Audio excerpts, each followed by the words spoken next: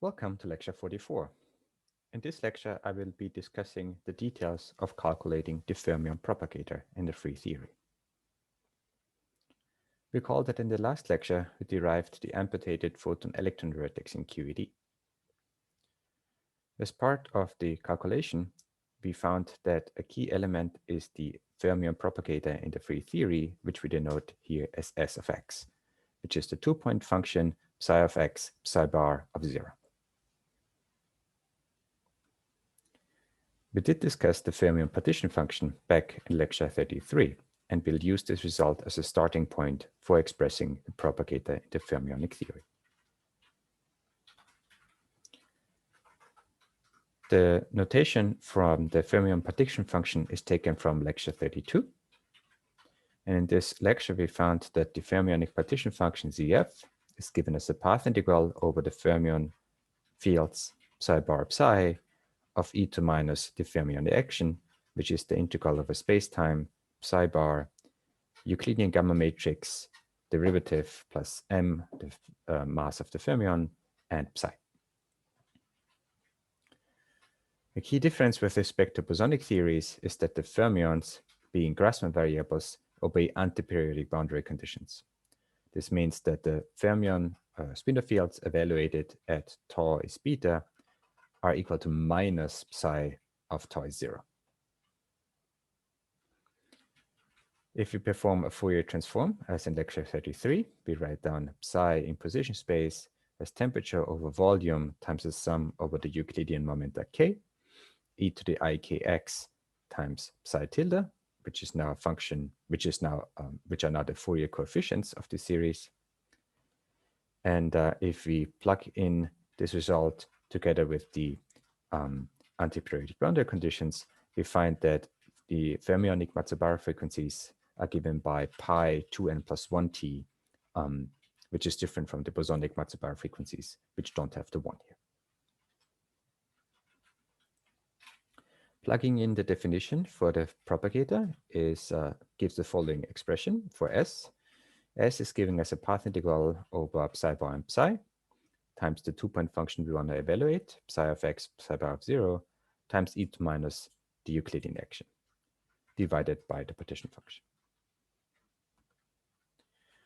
If we do a Fourier transform of all the psi's in this expression, in particular we transform the action, we'll get back what we had in lecture 32 and 33, which is just the Euclidean action now in momentum space. If we Fourier transform psi of x and psi of 0, we get two momenta p and q, and a sum over p and q.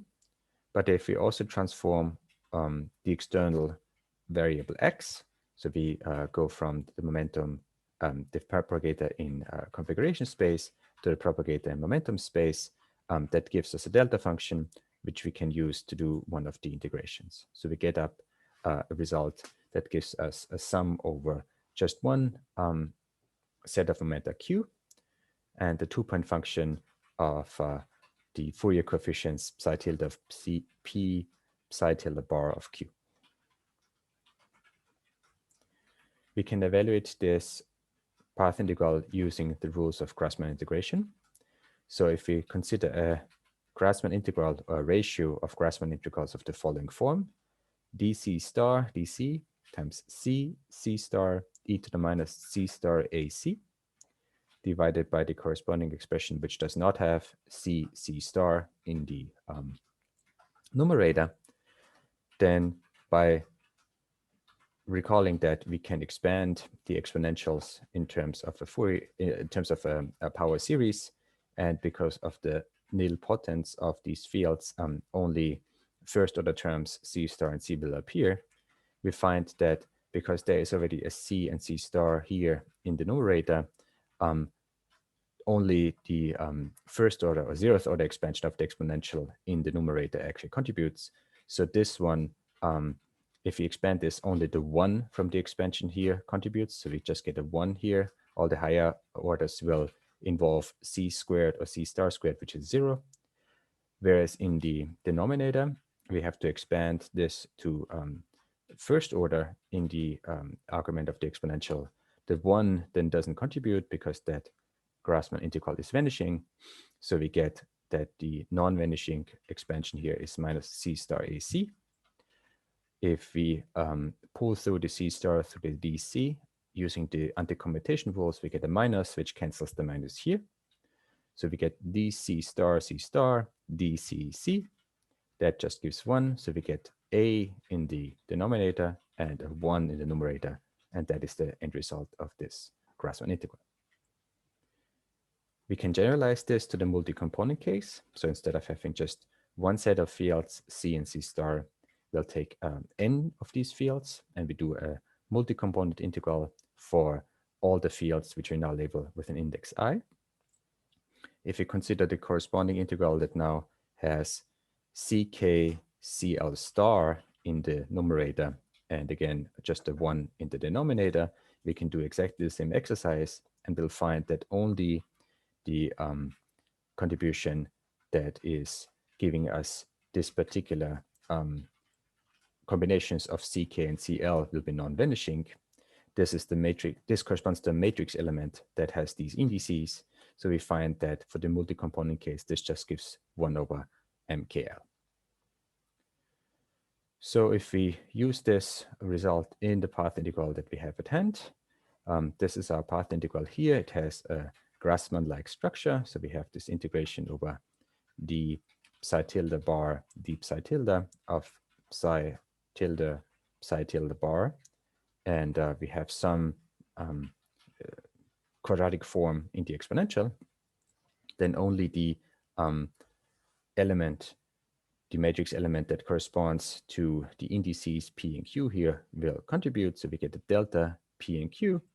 And then we have 1 over this matrix element, which is just V over T, and the inverse of this combination here evaluated at the corresponding momentum P or Q. In this case, I've chosen P. And the corresponding expression is just 1 over IP slash plus M, because gamma mu K mu is just K slash. That will give us the P slash here in the denominator. So that's our free fermion propagator in momentum space. It's just 1 over IP slash plus M. And we can, oh, sorry, maybe that was a bit quick. So basically we can plug this result into our expression for the Fourier transform of the propagator. So we have T over V here and a sum over Q of this integral that we just calculated. So T over V times V over T just gives 1, and the sum over Q times the delta function just gives the value of Q is equal to P. So that means that all of these things drop out, and the fermion propagator just becomes 1 over P slash plus M. So we can write the propagator as 1 over P slash plus M, but sometimes it is useful, since P slash contains the gamma matrix, to express this in a different form. In particular, we can write it by multiplying from the right with the matrix minus IP slash plus M, both in the numerator and denominator.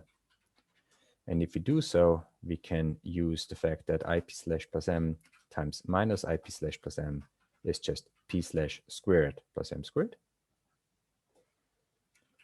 Now P slash squared is the same as P mu P nu gamma nu. But because P mu P nu is symmetric in mu and nu, we can write gamma nu as 1/2 times the anticommutator of gamma nu. And then we can use the fact that the anticommutator of gamma nu is just 2 times delta nu. So we have that the 2 cancels the 1/2, and the delta nu just gives us P squared. So this combination is just P squared plus M squared times a unit matrix, if you want to be exact. So we find that we can write the propagator in momentum space as minus IP slash plus M divided by P squared plus M squared. But now the matrix is in the numerator and not in the denominator. And that concludes the present lecture.